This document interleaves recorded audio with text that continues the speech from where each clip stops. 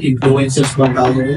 Content creators. Ang Ikigai Hub ay isang masiglang community space na tumutulong sa mga Filipino sa pamamagitan ng iba't ibang events, workshops, at social activities.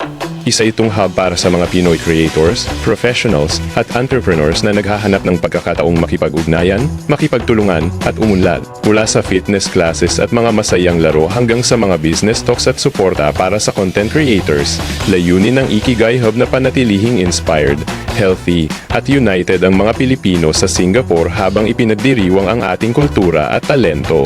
Lubos kaming nagpapasalamat kina Sir Michael at Ma'am Mary sa pag-imbita sa amin sa espesyal na pagtitipon ng mga Filipino social media content creators. Ang saya ng event dahil nagkita-kita ang ibang-ibang creators, may vloggers, influencers, admins at mga online storytellers.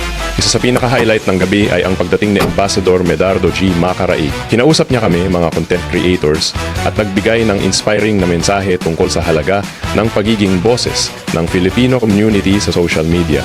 Sobrang nakaka-motivate marinig na pinapahalagahan ng embahada ang efforts ng bawat creator. Siyempre, mas pinasarap pa ang gabi ng mga masasarap na handa mula sa Nanay's Kitchen. Lutong bahay na swak sa panlasa at puso. Buhay ang Norpin! Oh, shit!